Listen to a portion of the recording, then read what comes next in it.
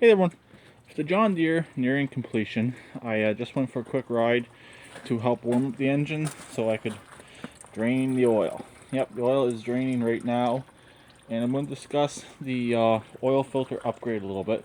There's the seat, all freshly installed, looks good, other than being black. Unfortunately, paint got scuffed right there a little bit, and yeah, I'm drinking flat Coke, so Pepsi. That's why I call it flat Coke. Anyways, the oil filter upgrade. I'm also going to do a separate video discussing this as well. Here is where you normally have an oil filter on one of these Briggs V Twins. It also has the port right at the front here for the pressure sensor, and there's actually a wire on it right here. This wire is not hooked up to anything, and for some reason this engine here has this extra plug right here. I never dove into the actual engine to see what this plug actually goes to. This engine came out of a Murray tractor, and this is my theory on why they did this. Also, I do have one other person, a former YouTuber, to back me up on this. He did kind of go into detail on discussing this as well. YouTuber Peppercat Keefe, aka Articat Keefe, who's no longer around, either just no longer on YouTube, or there's some rumors that he may have passed away. I really don't know. I know he had a heart condition. But anyways, he discussed in one of his videos, and I'm going to discuss it in this video, on some of the cheaper tractors. Like I said, this engine originally came out of a Murray. Murrays are reasonably cheap tractors, but it was a Murray hydrostatic. I believe it was a hydrostatic with a 42-inch deck.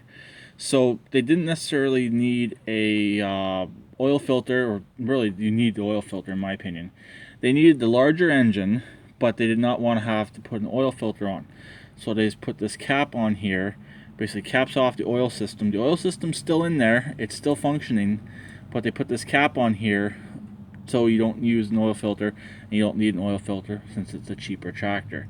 That's my theory on why they did this, and like I said, I have one other person to back me up on this, and he did an in-depth video on this particular subject as well. So since this engine was originally on a Murray tractor, Murrays are reasonably cheap, they didn't see the need of having an oil filter on the engine on a cheaper tractor, so they put the block off on. I'm going to be taking this block off of here in a second, and we're going to see for ourselves what's underneath it. It should just be a regular oil passage and the center pin to hold the oil filter. If for whatever reason it's not, I'll just put this cap right back on, and I will just straight up change the oil and won't run an oil filter. But I should be able to screw on an oil filter here without any issues, and I'll show you in a few minutes what oil filter I'm going to be using. Some people may complain about it, but hey, it's a flip tractor. I don't really care, and it's less money I have to spend. Okay, unfortunately I don't have anything big enough to take that filter adapter off without taking off the engine, and I'm not going through all that hassle just to put an oil filter on this. Whenever I do sell this machine, I will sell the filter with it. I'll tell the person what the deal is with that. But I might attempt it, I might not. We'll see. It all depends on my time and how quick I want to get rid of this tractor. So unfortunately, I cannot take off the adapter to put the filter on. But what I'm going to try and do is I'll try it once more with the engine nice and hot. Right now the engine has cooled down, so it also has no oil in it.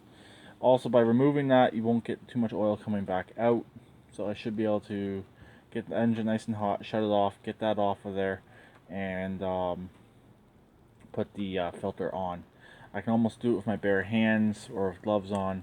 I just can't get a good enough grip on it now, and also, like I said, the engine has cooled down.